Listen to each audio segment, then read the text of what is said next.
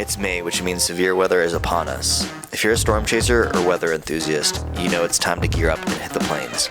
On average, nearly 300 tornadoes occur in the United States each May, which makes May the most active month of the year for severe weather. In total, I chased 17 of the 31 days in May and tallied up over 8,500 miles while doing so. Here's a glimpse into what chasing in May was like for me.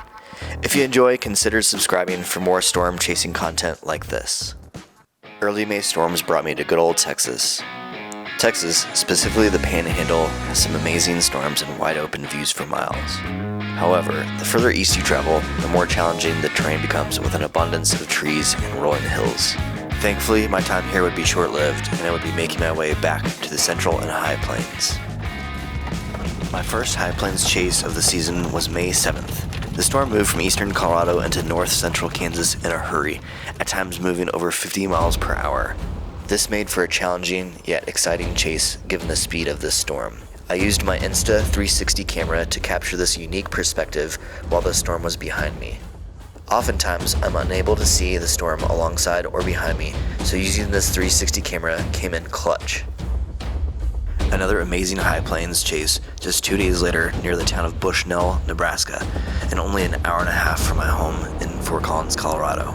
This storm was tornado warned for a good duration of the chase and put on an amazing display of isolated cell structure that was incredibly photogenic. The next few chases in the High Plains were a little more challenging.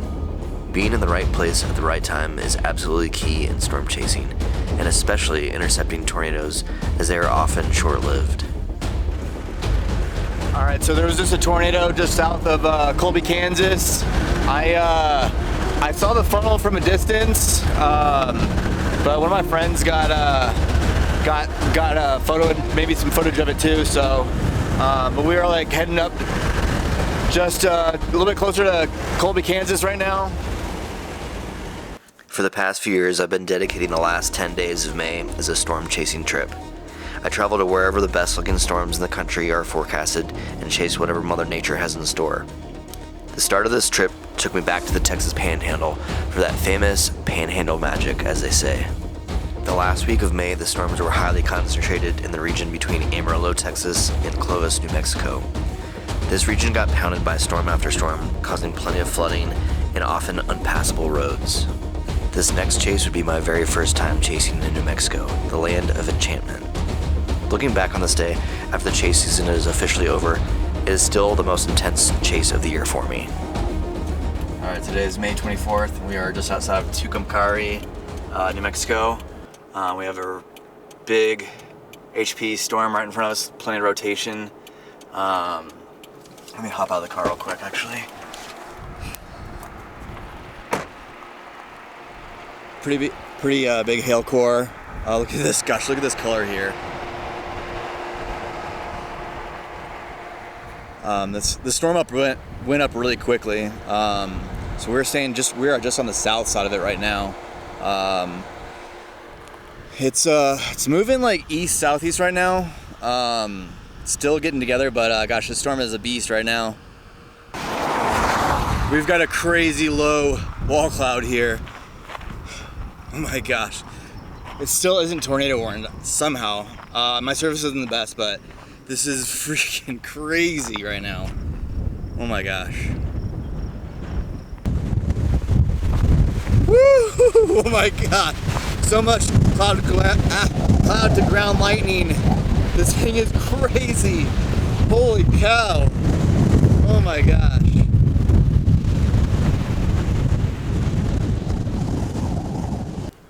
The rotation on this is wild right now. It's right here behind us. It's so dark though. Can't really see anything, but look at all this rushing in. All right, we definitely got a tornado on the ground just to our west right here. Big wedge.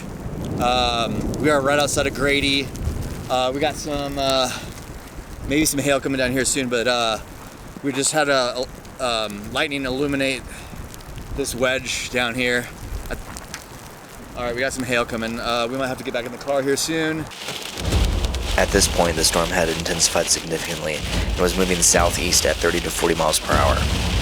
What seemed like a great position alongside this beast of a storm proved to be a dangerously close encounter with a rain-wrapped tornado while trying to flee south on the only paved road in the area.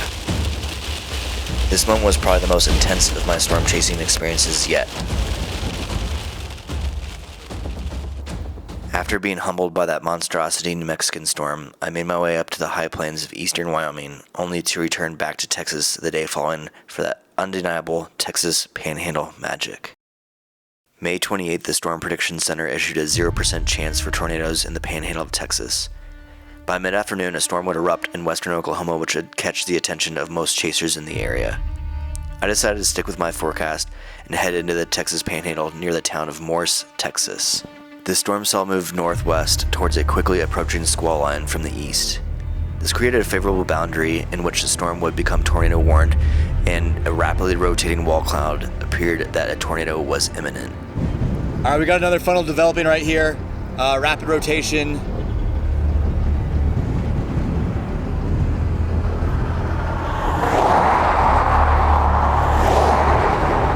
There goes the tornado warning. My phone's going off like crazy. The funnel would touch down, and I watched as it spun over open farmland. Thankfully, no damage was reported, which is always the best outcome when storm chasing. As the tornado dissipated, the storm structure showed itself, and wow, how impressive it was.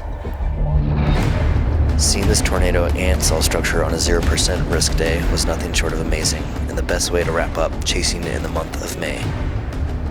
Thanks so much for watching, and consider subscribing for more.